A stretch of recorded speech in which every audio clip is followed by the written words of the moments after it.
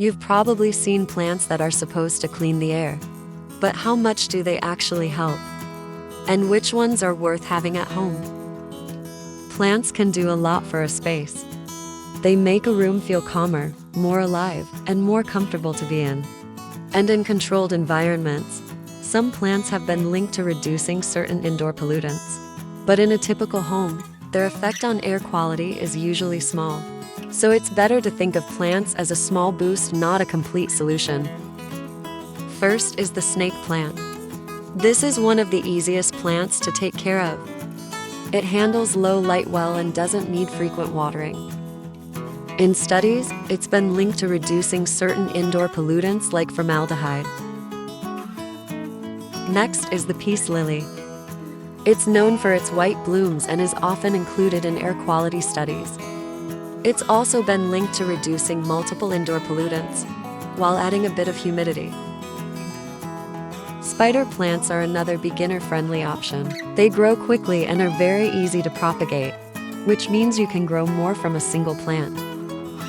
They do best in bright, indirect light, but can still tolerate lower light conditions. In controlled studies, they've been linked to reducing certain indoor pollutants like formaldehyde. They're also non-toxic, which makes them a safer choice if you have pets at home. Boston ferns are great if you want something fuller and more textured. They prefer slightly more humidity and indirect light, which makes them a good option for bathrooms or shaded indoor spaces. They're often associated with improving humidity levels, which can help make indoor air feel less dry and more comfortable. They do need a bit more attention compared to other plants, especially when it comes to keeping the soil slightly moist. Areca palms are a popular choice if you want a larger indoor plant. They can brighten up a space and give it a more relaxed, tropical feel. They prefer bright, indirect light and regular watering to stay healthy. They're often linked to improving indoor conditions by increasing humidity and helping air circulate around a room. Because of their size, they can also visually soften a space and make it feel more open. And finally, pothos. This is one of the most adaptable indoor plants you can get. It grows easily, even in lower light, and doesn't need much attention. It's also easy to propagate in water, which makes it a great plant for beginners. You can let the soil dry out between watering, and it usually recovers quickly if you forget.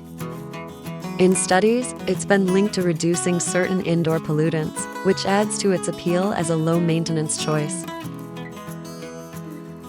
So while these plants can contribute to a better indoor environment, their effect on air quality is usually subtle. They can support a healthier space, but they work best alongside good airflow and overall care of your environment. If you want better air quality, simple habits make a bigger difference, like opening windows regularly, improving ventilation, and keeping your space clean. Plants can complement this, but they're just one part of the bigger picture. If you found this helpful, you can like and subscribe for more simple plant tips.